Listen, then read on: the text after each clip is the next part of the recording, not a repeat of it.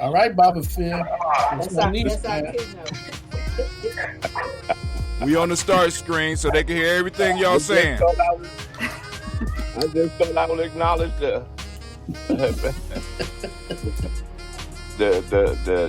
beauty in the room. We on the start screen. All right. The Elder Tony turn off his phone. Elder Tony, did you turn off your phone? Not if you talking to him. Right.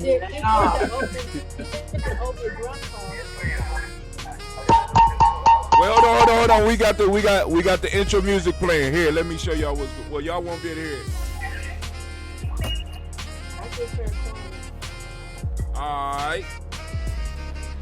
All right, family. Want to welcome you to today's Per Ankh. Let me find our screen.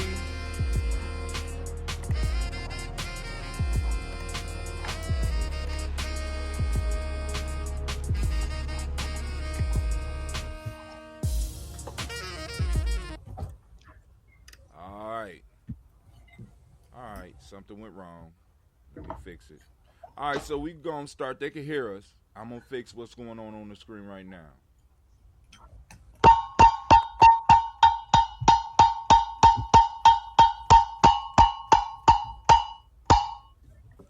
Welcome. Glad that you are here and the Per Ankh. We're really happy that you are with us on this January the 10th. It is the Tawi Family Village Per Ankh. We have a really dynamic program today, a wonderful young speaker. So we'll go ahead and get started. Hi, Tim, can you play for us, Lift Every Voice and Sing? Yes, ma'am. Yes, ma'am. Here it comes.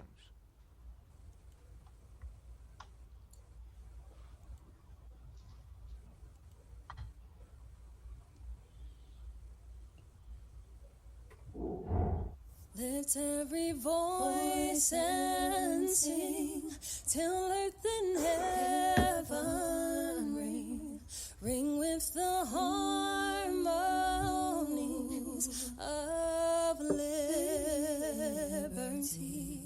Let our rejoicing rise high as the listening skies.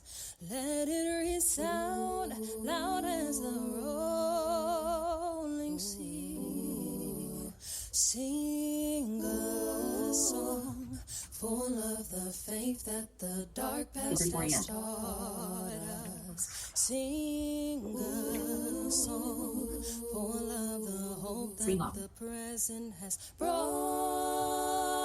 us. Facing the rising sun of our new day begun.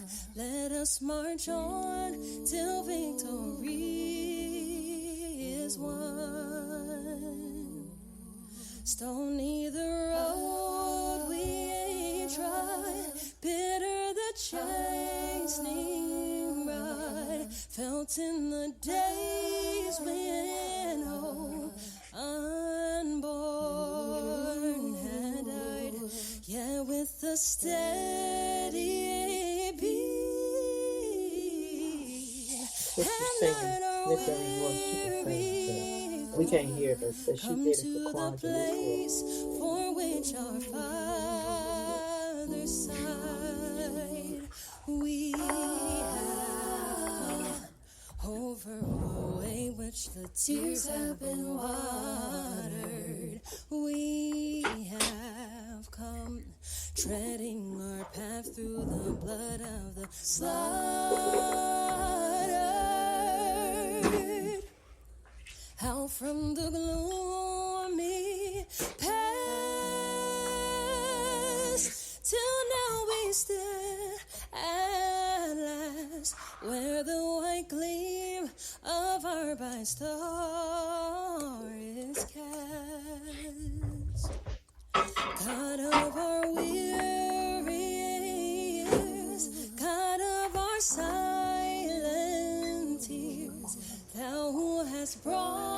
us far on the way.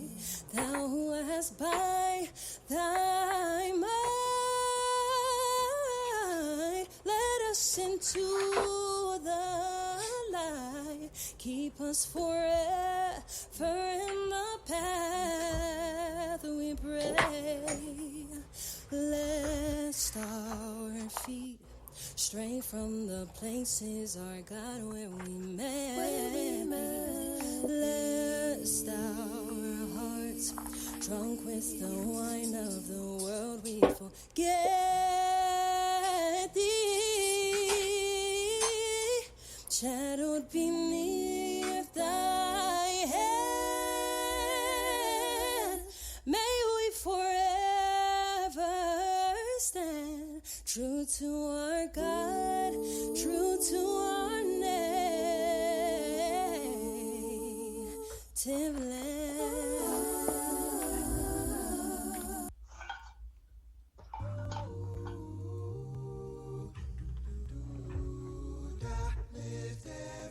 All right, we back. And thank you for Lift Every Voice and Sing. Nation Builder Hatim, would you read for us the pledge to our flag? Yes, ma'am.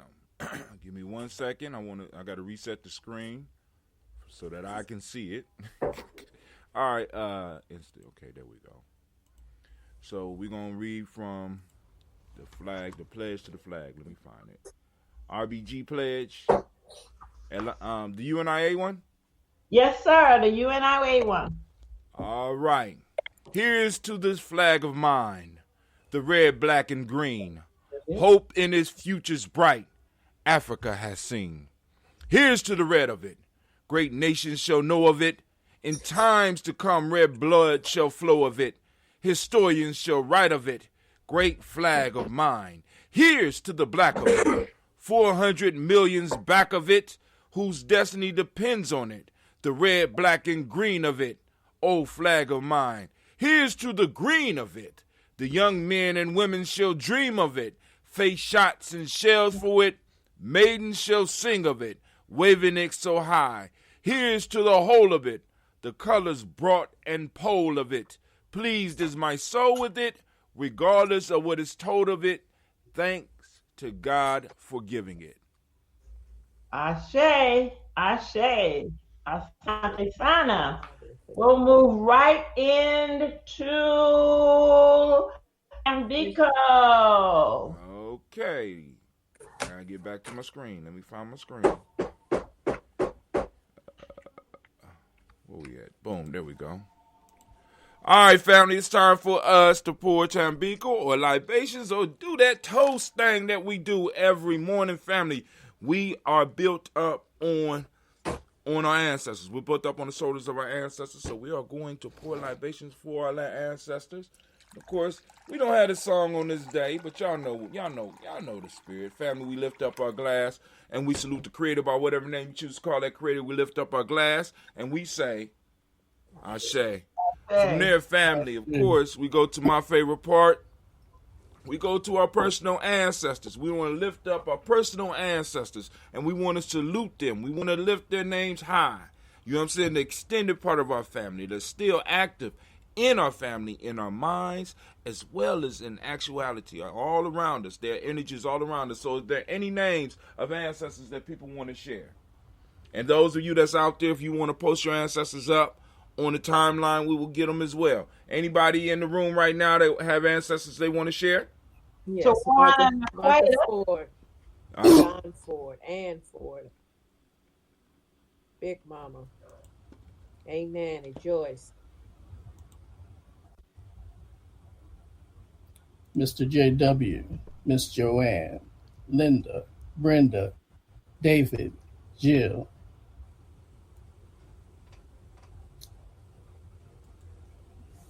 Any others?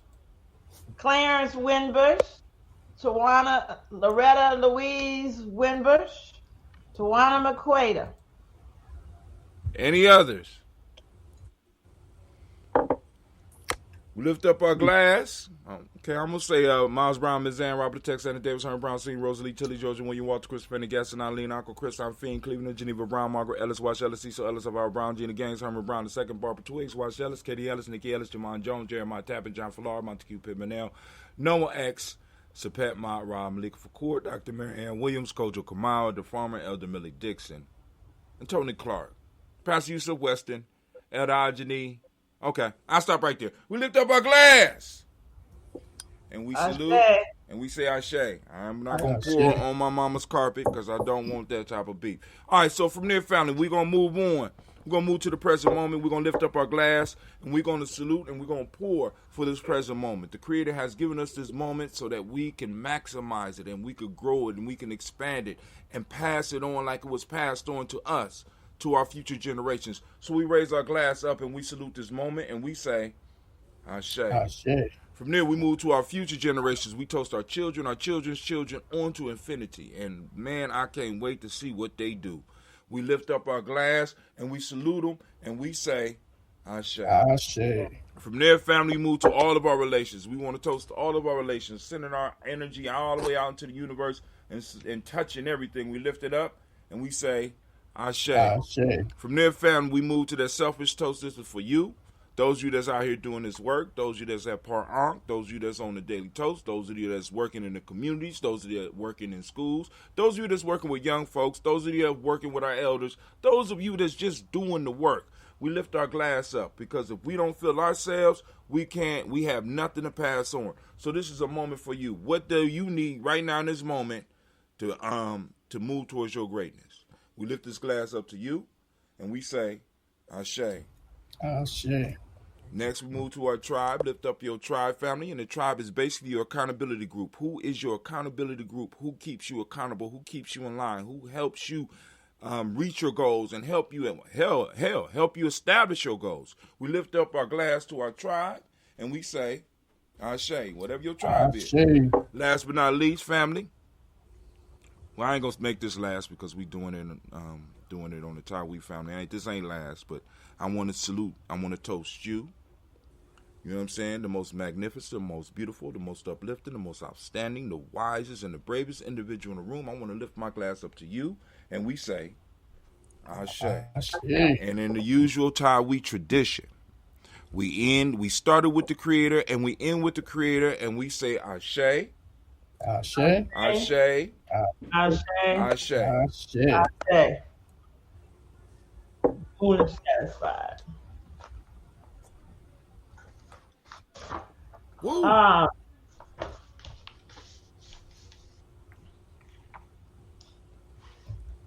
Family,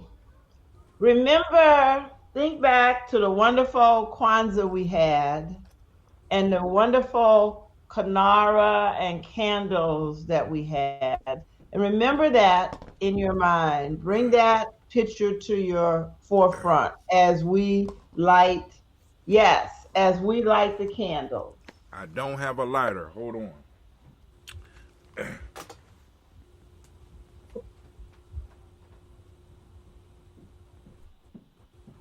All them black and milds he be having, and he don't have a candle. Candle still fresh from Kwanzaa, y'all. So, all right, y'all ready? Yeah. All right, let me go to the big screen. I'm going to put it on the big screen for us. Okay, and I will go through each one.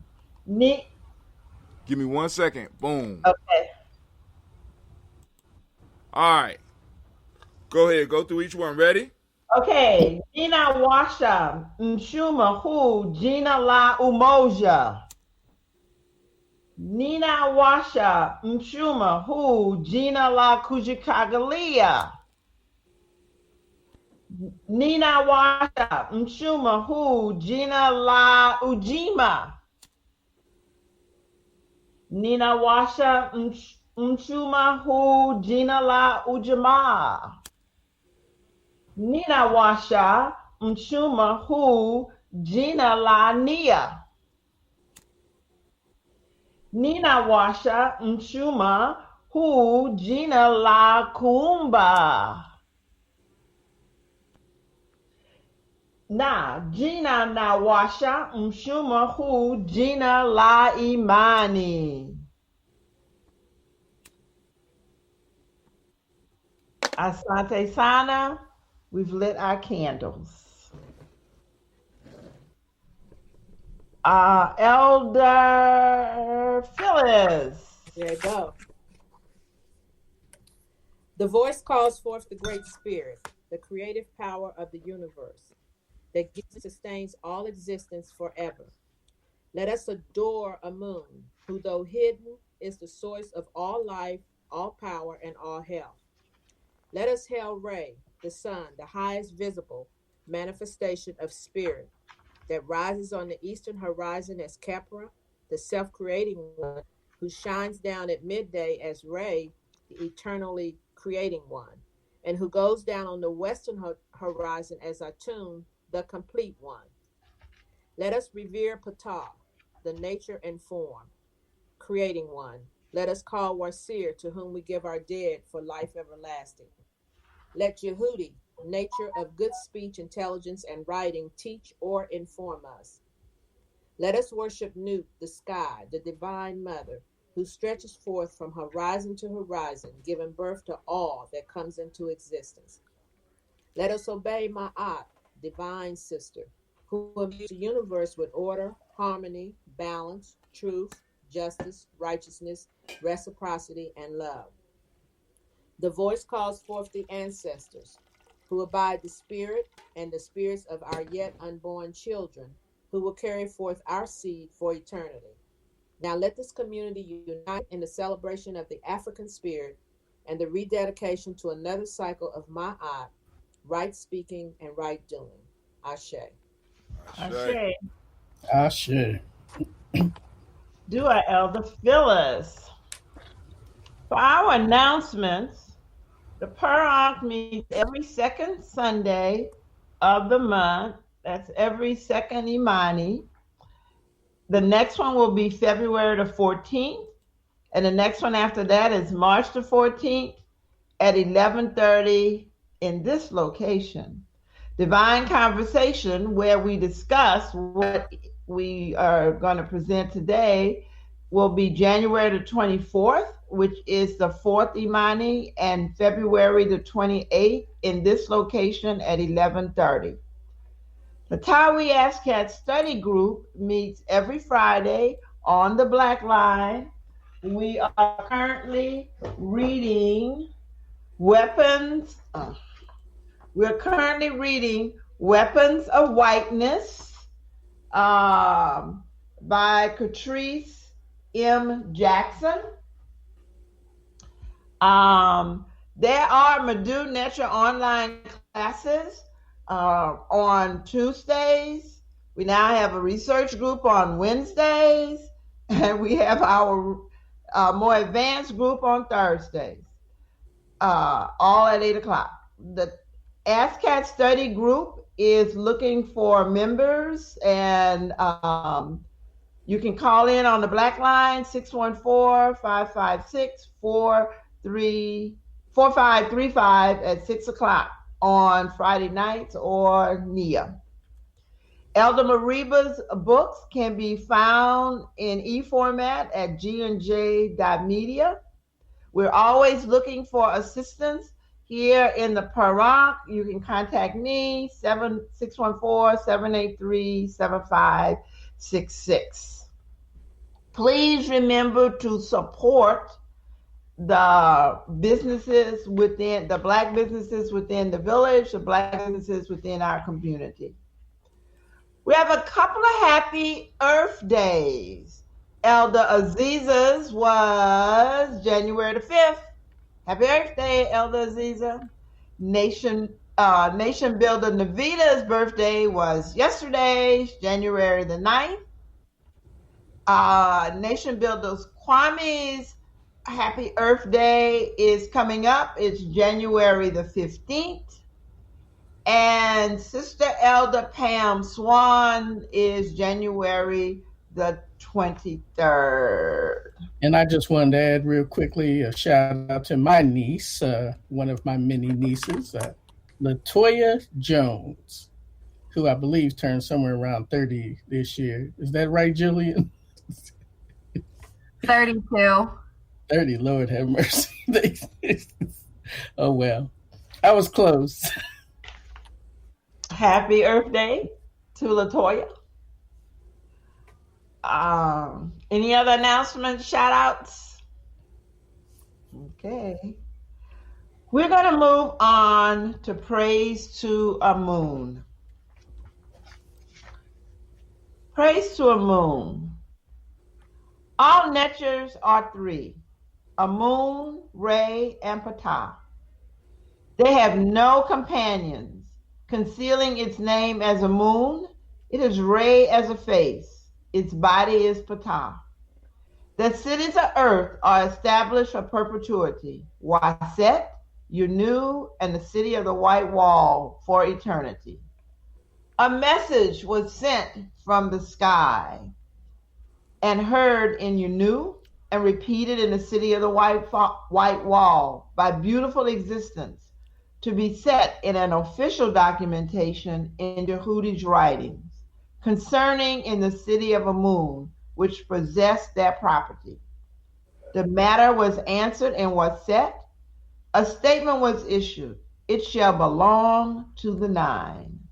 All that came forth from its, Amun's mouth, and the natures were established because of it, according to what was decreed. A message was sent: it shall slay and give life, and life and death come from it for everyone, except the nature. Amun plus Re plus Ptah, total 3.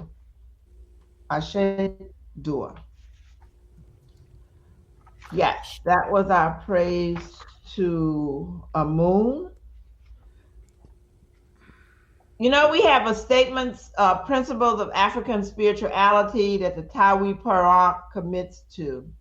And the one for this month is the reestablishment of Kemetic liturgy and calendar for spiritual wisdom. That is the reestablishment of Kemetic liturgy and calendar for spiritual wisdom. Being committed to our literature and our calendar and our events. Kwame, nation builder, you brought to us a very special person. Would you introduce us to her, please?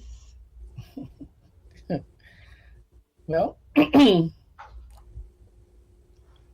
I introduced you to her, more or less anyway, during the Kemetic New Year celebration. And she came and lit us on fire. And because it was a demand repeat performance, I called her again. And graciously, and because she loves me, she gave up her time. And so, without further ado, I want you to have this experience with my beloved niece, Jillian Deese, and as we say, coming to the stage. Stage. And with permission from the elders, may she take the floor. Yay, Bo. Yay, Bo. It's all yours, Jillian. All right. Hello, everybody. Thank you for letting me come back into your space again and hopefully share some things that might be of high use for you guys, or at least be shared. So I'm going to go ahead and share my screen and let us get started. I'm going to apologize in advance for the kid that pops in.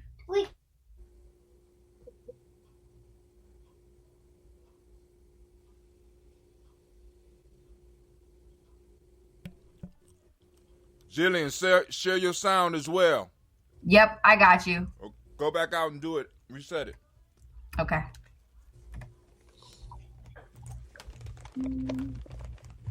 Oh, I got you now.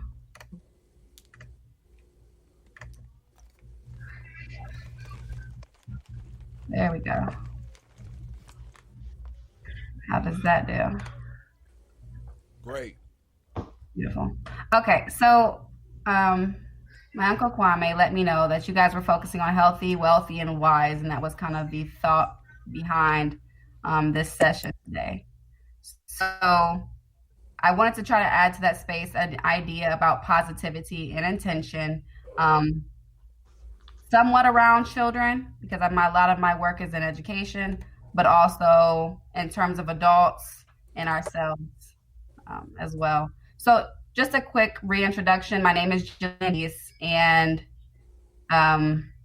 my background is in education. So I'm currently working on my Master's of Arts in Educational Policy. I graduated in May. I also already have a Bachelor's of Science in Middle Childhood Education, focusing on math and science. Additionally, I'm a Gates Millennium Scholar. I am a proud product of Columbus City Schools, and I've also been a parenting student since 2017. And I use the term parenting student. That's a term we typically use when we reference college students who are also wearing the hat as parent at the same time. So for the next couple of minutes, I want to talk to you guys about the power of positivity, specifically around language, behavioral and social modeling. And this social modeling happens between adults and children, and also between adults. And we'll talk about that. Secondly, we'll talk about the power of intentions, focusing on activities, entertainment choices, time, and food. And then lastly, we'll wrap up with just some steps towards being intentionally positive, and how that can impact your body, your mind, your soul, and in addition, those around you, your circle of influence. I will say if there's any questions or comments, just throw them in the chat and I will check it and, be able to kind of ingrain them in this presentation. So without further ado, let's talk about the power of positivity. And so this idea of positivity or positive thinking refers to the perspective and outlook used to process, evaluate, discuss, and apply your thoughts and actions. So the difference between negative and positive are typically marked or researched through cheerfulness, energy levels, anxiety levels, satisfaction with health, and overall life. That's the way that a study specifically from Johns Hopkins Medicine did. And this is pretty consistent among most academic criteria for positivity and how we mark it. There's also a text that's pretty good to read about the power of positivity or positive thinking. It's rooted in Christianity, but it does just use some very world neutral ideals. And that book is by Norman Vincent Peale, and is worthy to check out. So when I talk about the power of positivity, I want to focus firstly and quite heavily on language, because this idea of language and positive language will impact the rest of this conversation. So language and being positive about it is trying to move away from deficit terms and something I call as backhand phrases. So in education, a deficit mindset, deficit language is when teachers, school leaders, or anyone who has impacts with the kids, and sometimes the kids themselves, when they focus on problems rather than the potential of a situation. Some examples include when we say, I can't do this, instead of saying, I can't do this yet, or I have not yet accomplished this. By adding that yet portion, that tells our own brains that we will get there. We're in the process of learning. We're not there yet, and that's okay. This is important for adults too. But in this specific example, it focused on kids. And then when we shift that, we can also shift questions. Sometimes we ask kids as educators, as adults in their lives, as mentors, we ask them what's wrong.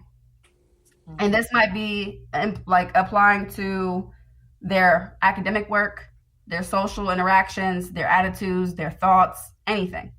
But when we ask them what's wrong, we probably could actually ask, what can I do to build on their existing strengths? This forces us to look at not what they don't have, but what they do come with. And this is something I found from the Achievement Network just this year.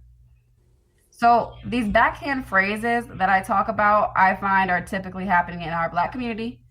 And unfortunately, a lot of us don't notice that it's a backhand comment, but it has some pretty negative implications behind it. So examples that I have here at the bottom are like, instead of saying, who are you trying to impress when you like the way someone's dressed, or you notice that someone in your circle of influence has changed up their look, we could say, I like this look on you, or this is a cool, different look for you. But instead, sometimes we say, who are you trying to impress? Or who are you trying to get cute for? And those comments, like it's a negative comment that's supposed to be a compliment. But the intentions of our words are really important, and we'll come back to that. One that I heard that kids say, or that they learn from adults and then say to their friends, in a laughing, manner, they might hear a joke, or someone might do something very silly. And instead of saying, like, that's really funny, or that's a funny idea, or you could be a comedian one day, we might say, ha, you're stupid. And that's not a thing to embody.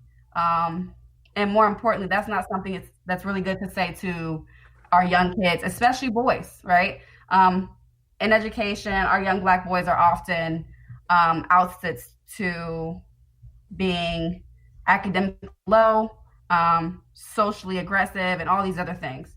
It's important that we don't reaffirm that in them, because the systems that are in place, the institutional systems, will do that too. They don't need help with these kind of things. So it's really important that we use positive language to build them up, to build ourselves up, so that when the world tries to break us down, we already have that strong foundation and we know better. So here's some examples. Again, I have about 4 slides of examples because I really want to drive this point home of how important it is, but how subtle it can be that we move our words from negative or deficit to positive. So instead of saying, hey, be quiet, to a kid or to an adult sometimes, you can try saying, can you use a softer voice? This might seem a little gentle in some households, because sometimes kids don't hear the message until it's a little more aggressive. Sometimes I tell my son, I want to tell you these messages in a nicer way, but you don't listen until I'm aggressive. But we still practice the nicer way until it actually sticks. So that's an example. Another example is, what a mess. If you've ever walked into a kid's space where they've been playing at, you will notice it might be a chaotic mess to our intentions of being clean. If we let them know, hey, it looks like you had a lot of fun in here. How can we clean up? Or tidy up is a term I like more. That shifts this idea that they are living in chaos to embodying and appreciating their creativity that happened in the room, and just helping them understand that cleaning up might help them have more fun.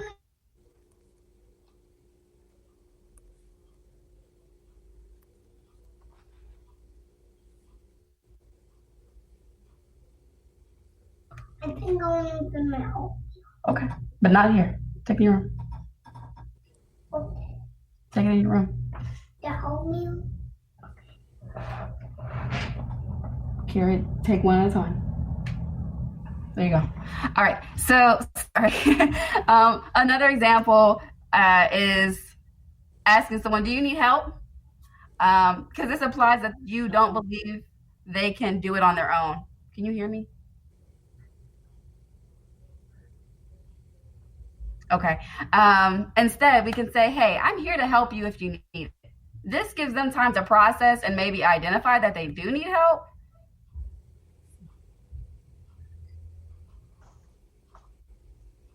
There we go.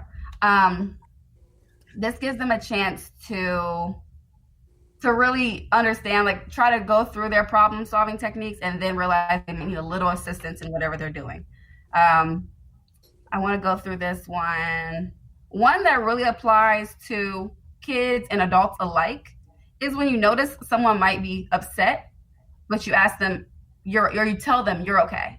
Maybe you see that a kid's upset about a toy breaking, And instead of saying like, you're okay, this happens, it's fine, you can ask them how they're feeling and let them ruminate in that.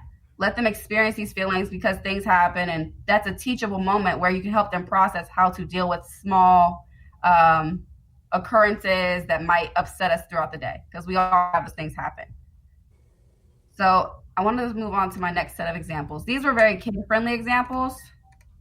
Some more adult situational examples look like the ones here on your screen. So a negative language version of "it'll never work," saying "nope, that'll never work."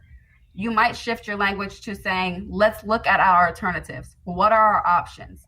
Maybe we can think outside the box to solve this. Maybe we need to step back, take a break, and look at the situation again, and then we'll have alternatives." That's one of them. Down this list, another one is, I like this one where it says "I'm forced to." Okay, there, like, the idea that someone forced me to do something is really negative, and it's also like a victim type language. And a way to shift that whole language and ideology about it is to say, "I choose to," "I will choose," and that gives yourself the agency to make decisions within the situation and not feel like you are just a helpless person in a situation where you have no options.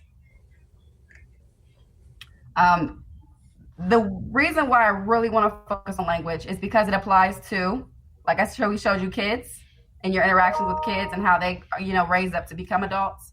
It also impacts how we interact with adults, which we'll come back to a little bit in our intentions. And there's also this area where it has to do with how we see ourselves and how we interact with ourselves, and the idea of self-care and self-love. And a lot of times, some of us might exist in the self-hate or self-dislike or self-tolerance space.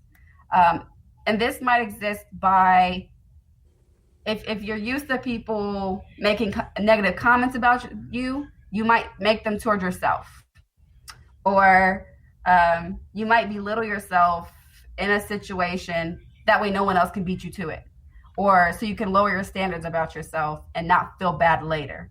And that's not very helpful for you, because it's hard to embody anything I just mentioned if you're in those phases for yourself. So moving towards self-like and self-love are important because it allows you to see yourself as a growing, learning person at all ages, and it helps you understand and give yourself grace in the things that you do. This might be the lessons that you have to learn, and the lessons is a better term to use than mistakes or losses.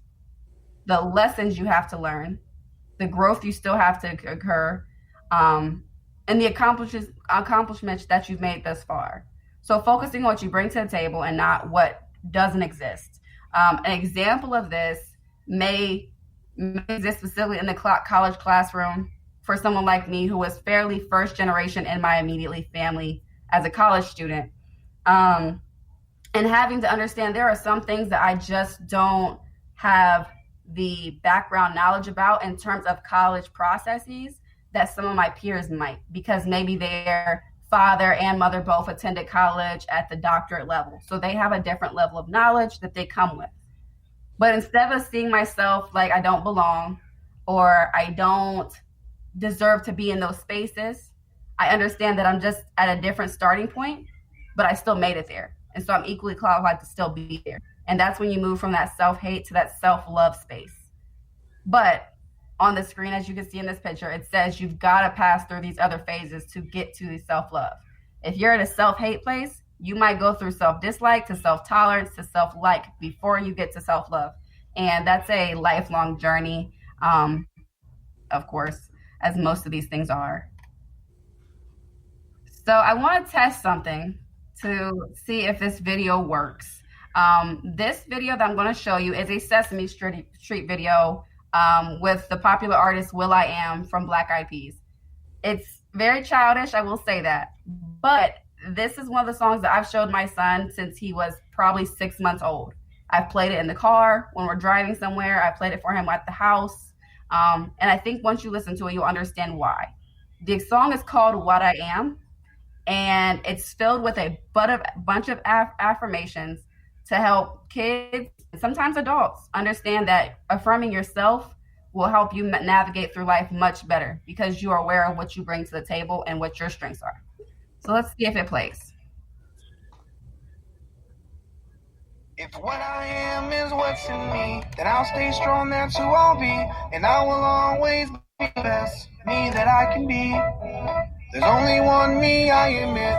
Have a dream, I'll follow it. It's up to me to try. Oh, I'ma keep my head up high. Keep on reaching high.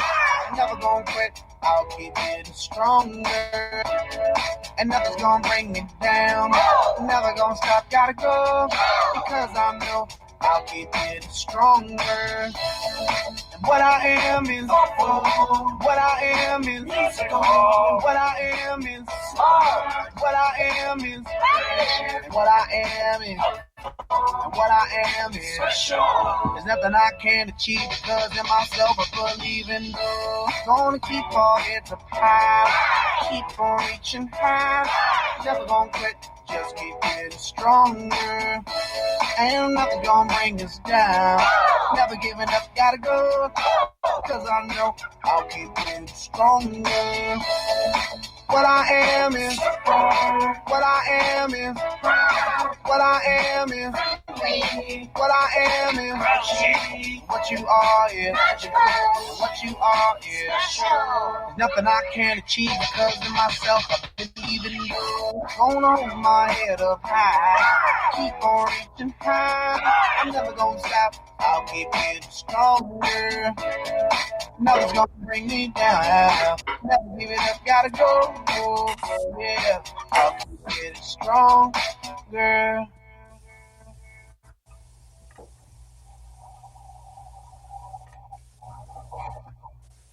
So I hope that played through your speakers. If not, I will share the link here in a moment for later viewing. But, you know, this song was supposed to, it just meant to expose kids quickly and early to these ideas that I am worthy, I am ideal, I am special, I can be musical, I can be creative, and teaching that idea of self-love and self-worth early so that as they pursue, you know, growing in higher ed and education and these upper level professional things, that their memory bank already has those kind of ideals there. Their muscle memory is already there in their brains to think that way about themselves. So to move from language, I want to talk about modeling and modeling positive behavior through a theory called role modeling. This is where you display the behaviors you want children and other adults. I have to add these other adults because we can reteach adults different behaviors. It just takes patience, discipline, and time. But modeling the behaviors that you want to see in children and other adults, you want them to have in public and with society, with their self, and with you. So some skills that you can teach this way are different life skills, are healthy food choices, respect and empathy, technology interactions, patience and discipline, work ethic, social and emotional interactions. These are all things that can be solely taught through modeling. Though you can explicitly tell and speak on them and explain them to kids and adults, you can also just show them the right way. And that will start to dissipate into their own behaviors through social behavioral diffusion. In the picture on this screen, you see a man showing he's buttoning up his shirt, his son's shirt. And in turn, his son is buttoning up his shirt. So it seems really simple and really normal and really natural for this to happen organically. However, if he just told his son, here, go button your shirt up, he might never learn. But because he's showing him to do it and he's doing it with a smile and he's not bothered by the burden of having to do that because he's a young child, the kid also has a positive interaction with it and is willing to do it for him. And is practicing on him, right? So that one day when he grows up, he will not mind wearing button-up shirts because he does not see them as a burden. It's something that small and simple that can make those changes. When we talk about adults, I really think this slide is a little more important, less wordy, more important. Okay. The way you treat yourself teaches others how you allow them to treat you. So the way you talk to yourself, the way you carry yourself, the behaviors and activities you engage in, that teaches others how you're going to allow them to treat you, to behave around you, behave towards you, and the behaviors you'll accept of them, right? So I've learned this through life experiences, I guess, that the energies you allow to come in and the energies you carry, that's what you welcome back into yourself. So picture you just see this way you view yourself, which is a young woman with her hair done, with these flowers in it, and she seems to be pretty confident. And this guy who's radiating some type of creativity on his body, that is the way they're treating themselves. And on the other side of the screen, there's this little lava thing that says, I lava you. These people that seem to be around each other with respect and with happiness and with joy and good energy, those are the ways that, okay, thank you.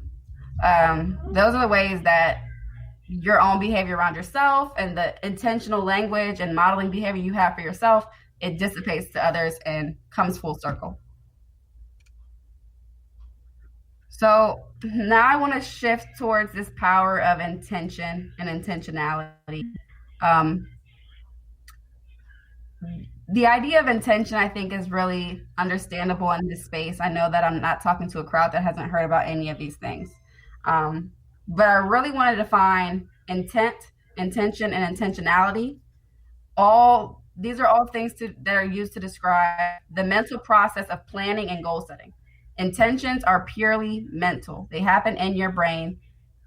This is where this language idea of self-language is really important. So this thought process happens at a very meta level. It's all mental, all happens at the big levels and small levels in your brain, such that you're visualizing the path. So whatever path you have to take towards some action or some end product, that is what the intention is. And this applies to macro level and micro level occurrences.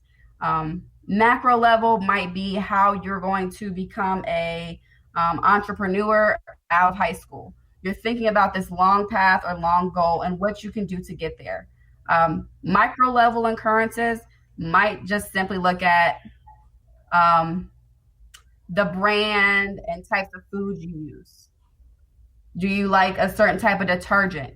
You're intentionally buying a certain type of detergent because you know it does not irritate your skin when you use it. A certain type of toilet paper, things that little and small, those are still intentional ideas.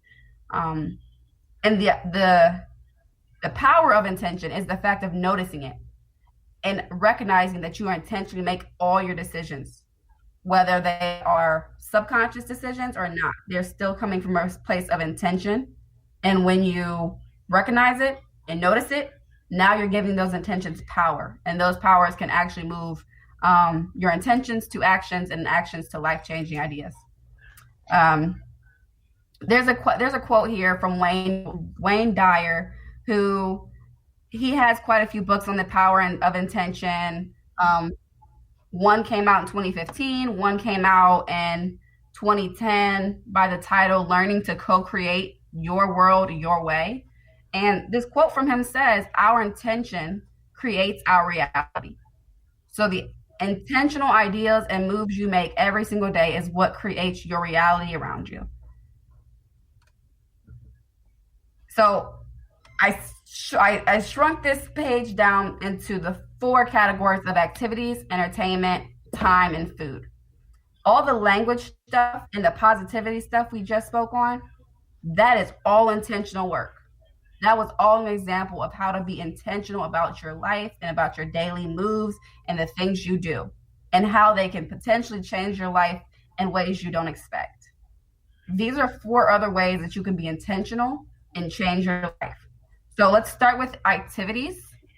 The power of intention, focus on activities, is just a simple way of saying the type of activities you engage in will influence your conscious and subconscious.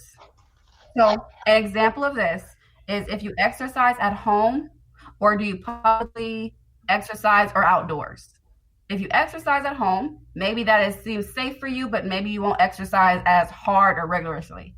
If you exercise in public, maybe you'll see other people exercising, and you will intentionally exercise a little harder because you're seeing other people do it. I eat my oatmeal. Thank you.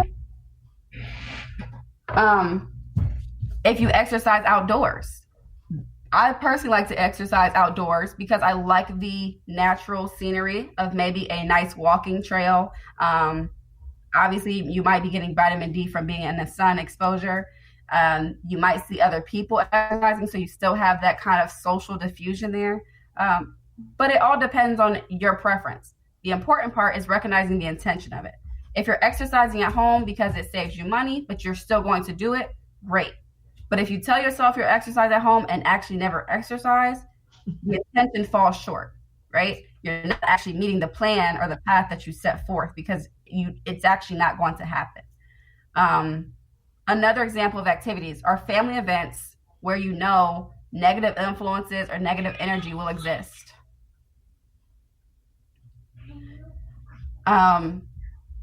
Knowingly going to activities or events because you want to see your family is great, right? This might be referencing post-COVID events when it's safe again. But if you're going there and you know it's just going to be filled with negative influences, that might not be a good intention to make because it will negatively impact you. And at the end of the day, you have to focus on self first. I talked with a friend yesterday. She's a young woman who, she kind of grimaced at the idea of going to family events because they're still pressuring her to have a boyfriend and have marriage and have kids. And you could clearly see it was a negative experience she had, and it came from negative energy at these family events. And so I had to emphasize to her, if these are consistently happening every time, and you've maybe let those people know that you don't appreciate it, it doesn't help you, nor your psyche to make those comments, you have to be intentional and stop going. Or limit your time there. Intentionally limit how long you're there so that it doesn't impact you that way. So let's roll into time. Talking about time and how you intentionally use your time is, I think, one of the most important things for me that I've learned through college and has helped me turn my understanding how to plan my time.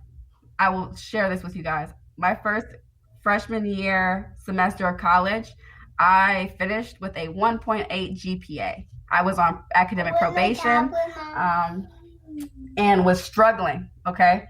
But that's because I wasn't planning my time or executing my time correctly.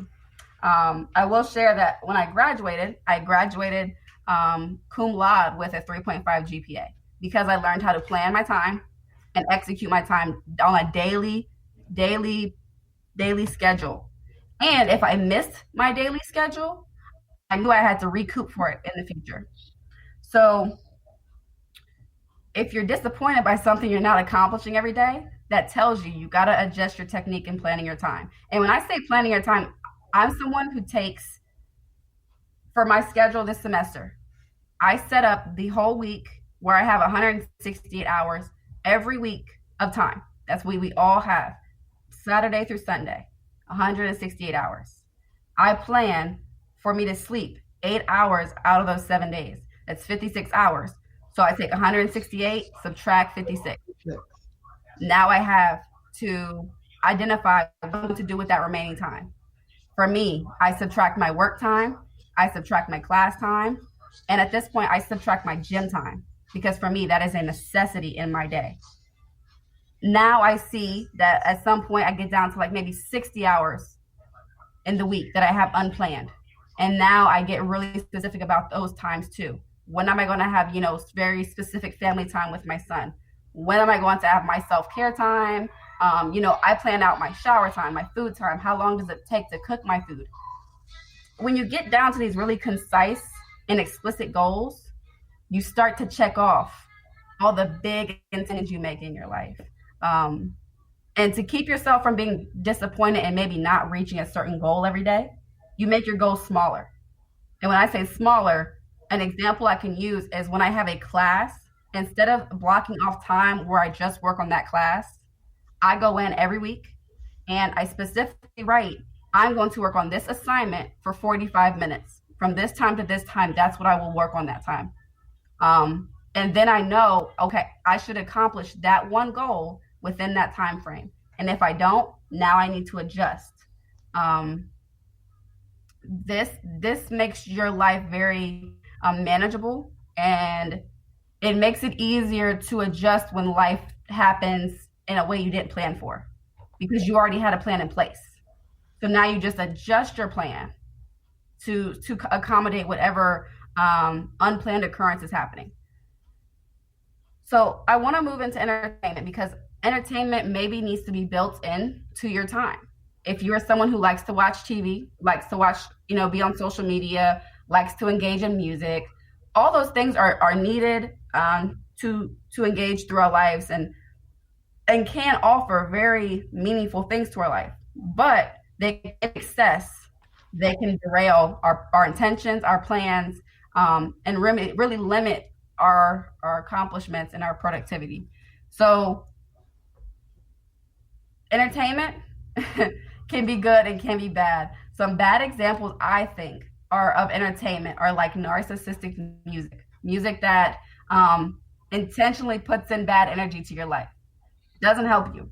And to me, I think it feeds your subconscious with negative ideas, negative thoughts, maybe thoughts of worry or fear, and those things don't contribute to your life positively. Dark humor. Some people like dark humor, but I personally, I think it doesn't help any situation. Sometimes there's situations that you cannot make light of without using dark humor, but it's all, it's about your intentions and what you know works for you. If you engage in it and you notice you're having more dark thinking when you do, it's probably a sign to reflect and reevaluate what you're doing. Something that and I know many people have had to adjust their way of viewing things around Black tragedy. Whether it's the movies you watch, the social media you engage in, the videos. With the year that we've had, specifically this year, where we watched many Black men and women be killed on camera, that is a hard thing to watch. Though it's not a new occurrence, that is hard to watch, and that impacts your subconscious and your conscience. It's one thing to be aware of the things that are happening around you, but when you feed these ideas and these visions and these visual aspects to your brain, it creates a very negative experience, right? And that's not necessarily a great intention to have. So for me, I'm one of those people who've stopped watching any videos, stopped listening to any videos that happen like that. I might read, but I'm not going to hear it or see it, because unfortunately for me, for me, I understand that I have to look at my Black son every day and know that he's going to grow up in this world. I can't envision those things, because I will be then have worries and fears about that every night that I sleep looking at him. It doesn't work for me. Lastly, and to my Uncle Kwame, I won't go too deep into this because I'm a food shamer, and I don't mean to be. But food is super important when you talk about the intentions of putting it in your body. So the way you put your food in your body and the types of food you put in, they impact your brain and your body and the way you can pursue every day. Not just weight and not just your organ functions, but your emotional regulation, your longevity, and your productivity. So the simple and super kind, or I don't want to intentionally offend somebody, but the things I can recommend are looking for organic labels on your food. If you can go dairy-free or give it a try, I suggest it. If you can go gluten-free, I suggest it. If you can try to find foods that are dye-free, which I can tell you, there are specific stores, the ones I shop at, like Aldi's, they specifically elicit only food producers who don't use artificial dyes in their food. So you will not find a product like that in their store. Thus, I shop there because I don't have to even look for that label. If you like eggs, looking for free-range eggs, this lets you know that the chickens that they were raised out of might have had more free-range experience in a holistic life that would not give the egg you're having to eat some bad energies before you put it in your body. These small things can really impact the way your body processes food, and the way your brain uses food to power you through the day. If you want to go even farther, engaging in maybe a pescatarian lifestyle, or just cutting certain meats like pork or beef, cutting chicken might help. Like certain things can really help for you. I will say for me, I cut dairy and gluten. I cut beef and pork, and I prefer not to eat chicken. A lot of those foods cause inflammation. So if you have arthritis, those foods that have those things make it worse. If you have digestive issues, all those foods make it worse. If you often find yourself with mucus in your body, dairy is the worst thing to have. And there are a lot of alternatives, though they might cost a little more, to still engage in the foods you love without those things. I still eat mac and cheese. I have dairy-free, gluten-free mac and cheese that I buy and I love. I still engage in bread. I still make waffles. I found gluten-free waffles. I use almond milk for them. It's a lifestyle change and it takes practice, but it really helps to do a lot more things. Even for me, I cut coffee by doing these things. I no longer needed coffee because my body was creating the energy I needed to get through my day. It's the intentions that you put behind it that can hopefully change your life, and are important. So I want to wrap up now that I've thrown a bunch of ideas at you and some critiques and things that are worth thinking about, some ways you can make steps towards this intentional positivity lens, and these lifestyle changes. I want to focus on reaffirming the why, developing discipline, and the impacts on your mind, your body, and your soul, and your circle of influence, those that are around you. So one step you can do is to boost your energy. Just simply smiling more, reframing the thoughts that you have and how you can look at them from the perspective having a glass half full and not half empty. And that, again, takes practice, okay? And building resilience. So the one thing that I can say about resilience is that is something that we all probably carry because of the lives we've lived. That is not something that is necessarily intentionally built, but is gained through life experiences and your ability to bounce back and how long it takes you and how you evaluate that time. But one example that I can make of this is something as simple as waiting in line somewhere. So the way I do things, I refuse to let certain things negatively impact my brain because they're not worth it. So an example that I often use to my friends is that there are times when I have to wait, maybe at a grocery store, maybe at a clothing store, in line for an excessive amount of time. And instead of seeing that as a burden or as a inconvenience, the way I view it is that for whatever reason that I'm standing in that line, the higher power is keeping me from something else that could have endangered me. So if I have to stand in line for 25 minutes, the cashier will often apologize to you, and I tell them not to, because that higher power might have stopped me from having a car crash when I went outside. It's really simple to reframe the experiences that you have so that they don't impact you the way they might if you look at them from a glass half full lens. The why in some of these things is when you engage in these intentionally positive lifestyles, it decreases your health decline and health incidences. So that Johns Hopkins study I referenced earlier, they found that people who engage in these lifestyles, and not all of them, you might engage with one at a time, one per year. However you do it, it could lead to less heart attack or other coronary events, and it could delay your health decline by 5 to 25 years. 25 years is a lot, and I understand that. For me, this past year, my knees had an incident where they thought I had arthritis at 25, and I was not accepting that answer, and I had to keep going back and saying that's not arthritis. But I was quickly reminded of how quick your body can decline on you if you let it. So that's why it's really important, and I found it really important to have this conversation with you guys today. Practice, reflect, repeat. That might be honestly the most important and most intentional step here. Practice, try it, give it a try, reflect on how it worked, reflect on the intentions and the choices you made in that space or in that activity or action, and repeat it. See if it works. If it doesn't work, go back to the drawing board and try again. This is part of intentionally giving yourself grace in life, and allowing yourself to have these growths and have these things that are measurable to your life, not anybody else's, and gives you grace to understand that everybody else has to practice, reflect, and repeat too. So, especially when we're working with kids have to practice things about 4 more times than us because they are so new to this world. Even if they can be 15 years old, they're still very new to this world. So we have to give them grace the same way we give ourselves grace. And in giving ourselves grace, we practice, reflect, and repeat giving ourselves grace. Like I said, that's the most important thing I think on here, which is why there's no other words around it. Just practice, reflect, repeat. And lastly, the impact of all these changes.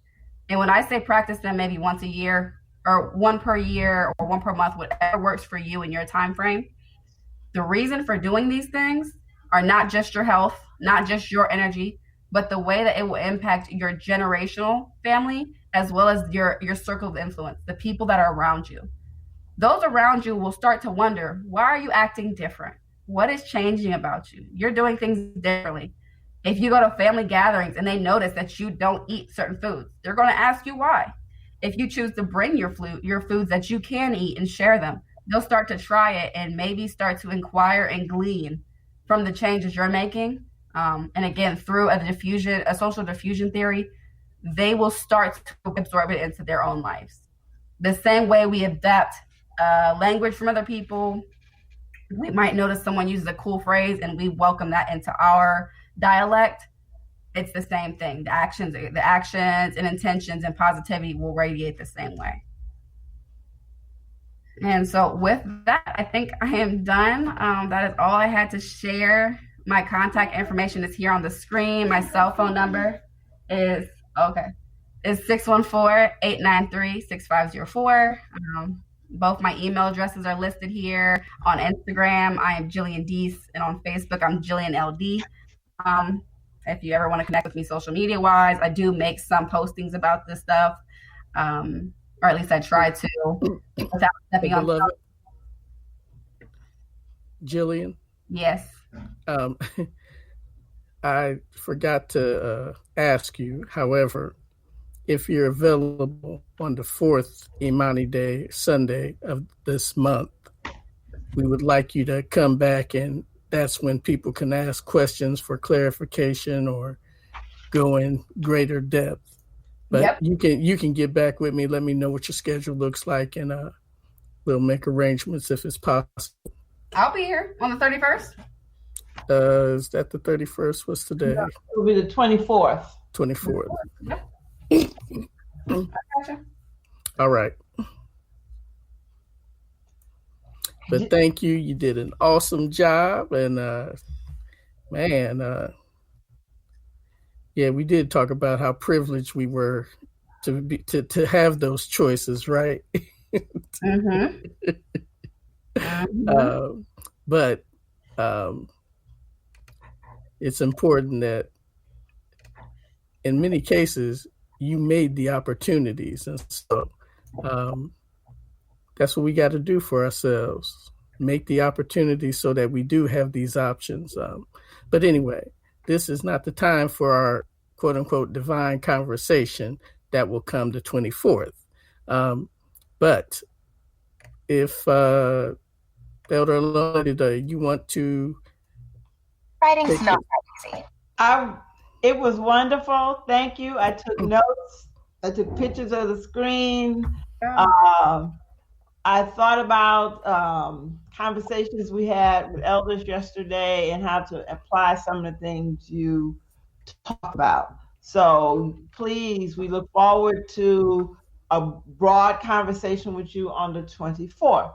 Asante Sana. Elder Phyllis, and our offering, and our why, and Hatim usually rolls across the screen. Okay. I did first share off, the links in the chat too, if anybody wants them for the presentation and the video. Oh, good. Thank you. Thank you. It was again, screaming the we'd whole like to time. I'm gonna thank. do a little quick commercial. So hold on, little Okay. quick Tyree commercial here. Hold on. If I got all this wax on my, I wasn't expecting the wax to drip like this. So hopefully, equipment is working. Don't set the room on fire. For real. Let me see. Tyree commercial. Here we go. Oh.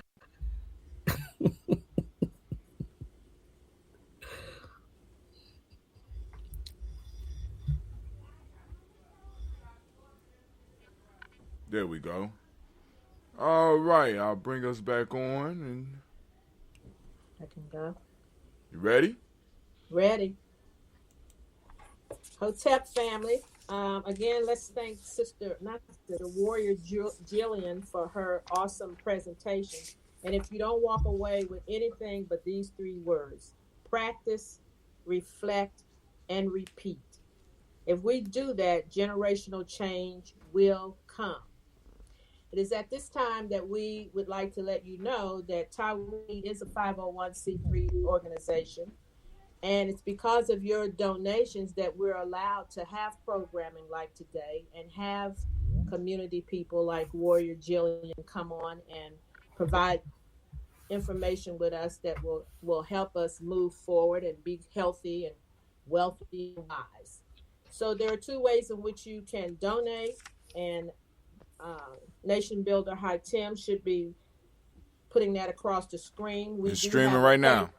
We do have PayPal and we have a Cash App, and your donations are tax deductible. So we hope that you feel free to give so that we can continue the programming that we do for the community. We have no paid staff, so none of the money is being used for staffing, simply programming. Asante Sana. Thank you, Elder Phyllis. Elder Phil.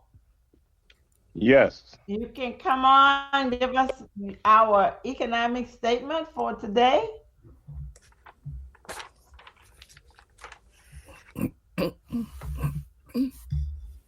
Yes. Good morning, folks across the world.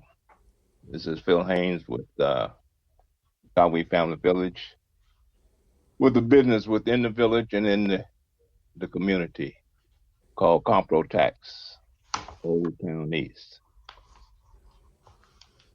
What I have for you today is how to maximize your automobile in your business these days. With all the changes that's going on, it's going to be very important to use your vehicle in your business. And so we can do that by increasing your mileage, your business mileage. And there's about 9 different intricacies to do that. So if you have concerns about that, please give me a call. Area code 614-884-9400, 9400. If you got yourself a brand new vehicle in 2019 and you use it in your business and you would like to have tremendous discounts, also give me a call. Thanks, and have a great and blessed day. Thank you, Elder Phil. Using your car in your business can help you with your taxes. I used to count on Elder Robert saying, "Pledge to my aunt." So right now, I'm going to read the pledge to my aunt. Before we do that, can you announce the 2 birthdays that I sent you, please? I texted to you. Oh, you texted to me. Okay.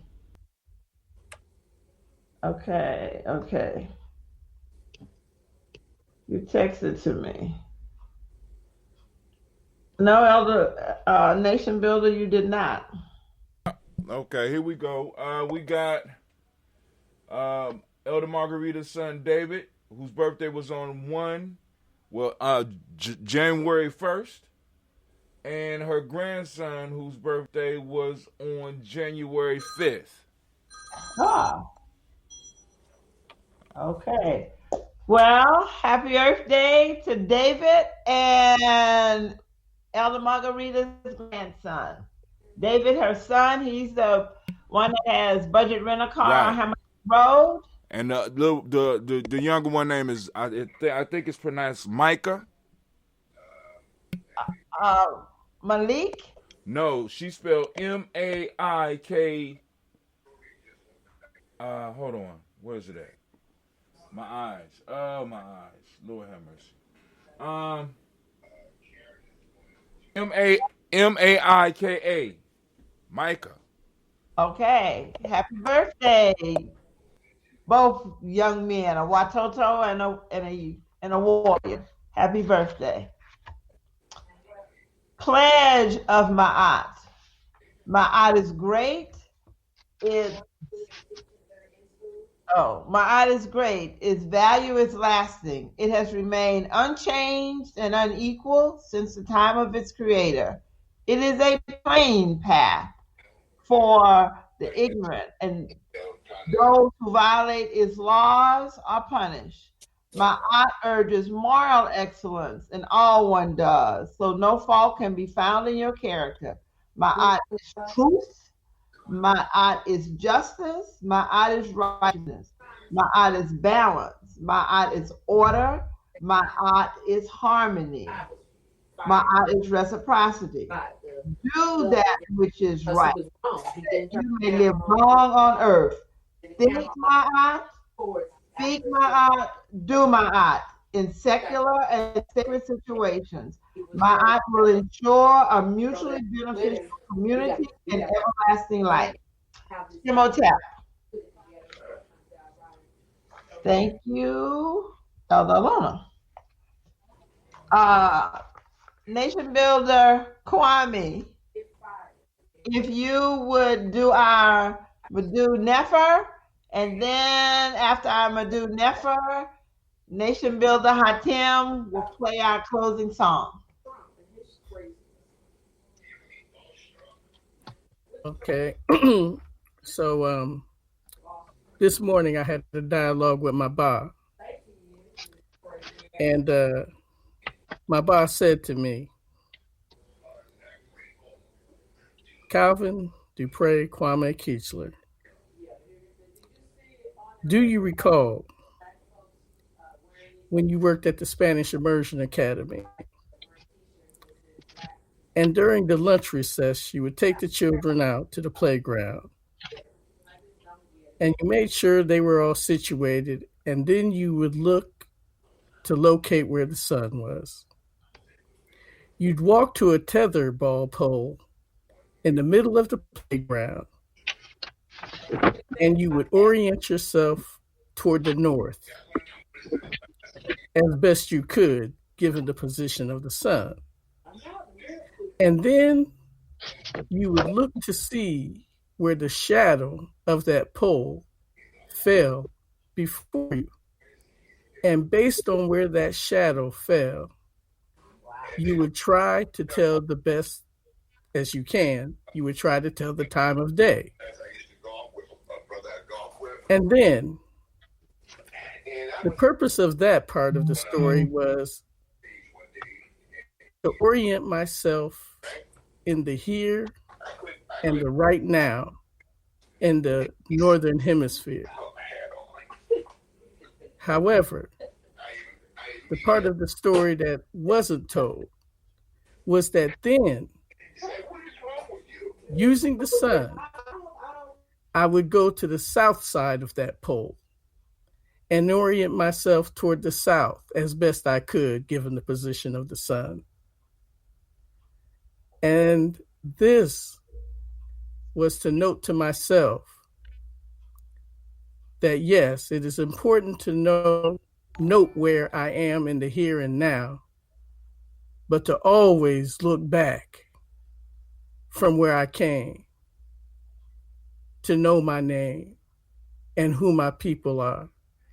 what they had to teach me so that I could use that in the here and now to make it better for African people. I yield. Ashe, Nation Builder Hatem, our music.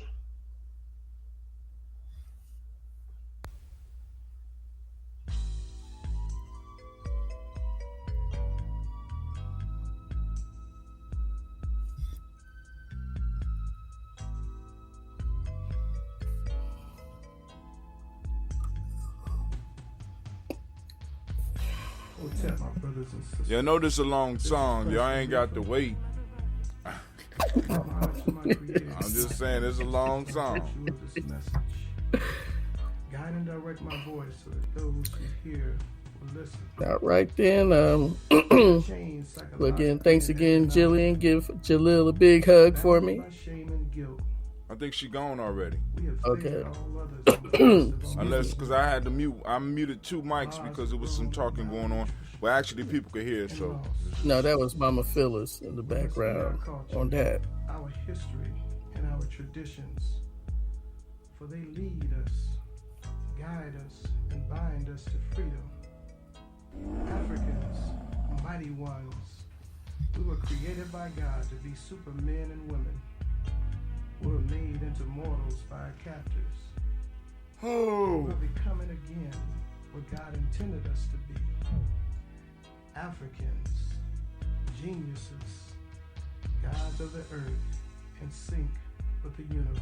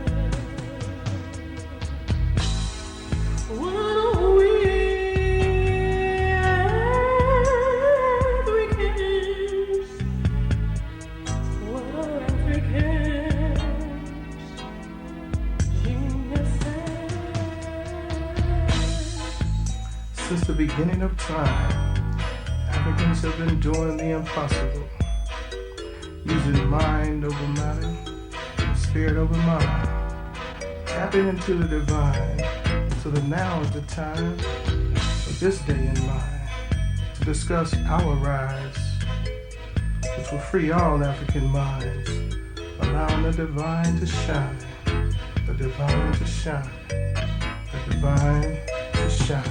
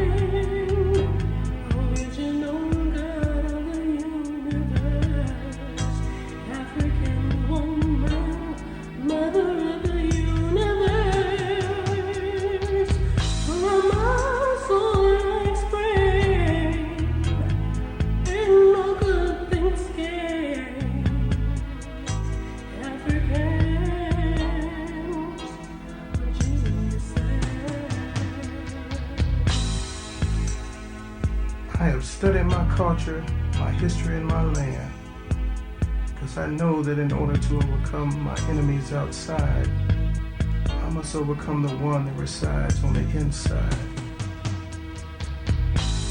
How can I see to help my sisters and brothers be free if I can't see for my own inner enemy? Physician, heal thyself. Heal thyself. Heal thyself. What are we,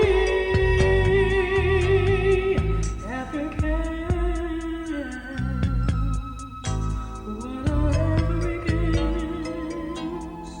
Geniuses. Your puppy will mess with them.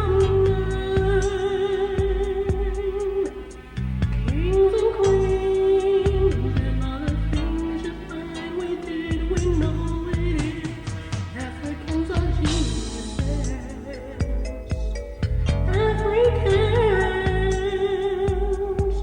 Africans are geniuses. We're Africans.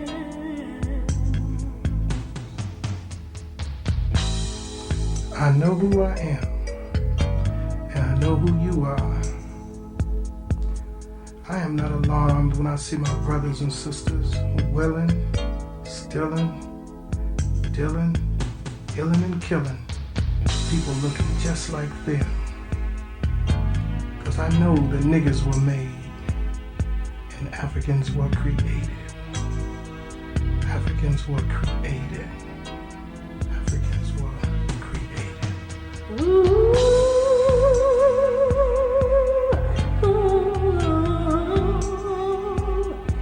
Africans are geniuses.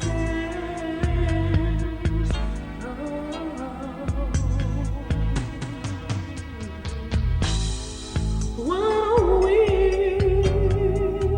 Africans? What are Africans? Geniuses. Niggas were made to meet the needs for slaves. It's an economic thing, you must understand. But now that the job is done, it's up to us to stop what the slave master has begun. For bondage is in our minds and controls how we see with our own eyes. So blame not your sister and brothers. Instead, love unconditionally one another. For this is the medicine that will heal and bind us together, because it is up to us if we're going to get any better. Africans are created in the image of the Creator, arriving here whole and complete, in sync with the universe, and one with the natural forces of the earth. Truth, justice, righteousness, balance, and order are always in effect, and when you know who you are, you will regurgitate the rest. We can never be separated from the Creator. That's a lie at best. So hear the truth, let go the rest. Africans were created and niggas were made. Africans were created and niggas were made. Psalms 82 verse 5 and 6. They know not, neither do they understand. They walk about in darkness. All the foundations of the earth are out of course. I have said, you are gods, and all of you are the children of the Most High God. Hotep.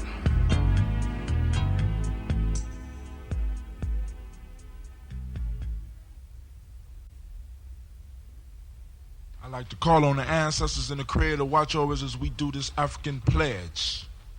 I pledge allegiance to my people.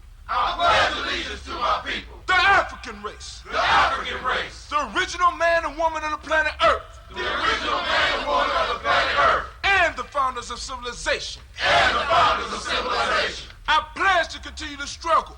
I pledge to continue to struggle. Which will help to bring my beloved brothers and sisters. Which will help to bring my beloved brothers and sisters. To total freedom. To total freedom. I pledge to study and discipline myself. I pledge to study and discipline myself. Spiritually, mentally, and physically. Spiritually, mentally, and physically. So I may grow into a soldier for justice. So I may grow into a soldier for justice. Because my people need strong and intelligent warriors. Because my people need strong and intelligent warriors. I pledge to live my life standing tall. I pledge to live my life standing tall. For a person on his knees is not respected. For a person on his knees is not respected. If I am challenged, I must say I will not surrender. My position or my dignity. But instead I will endure. Until the final victory is won. Hold tap.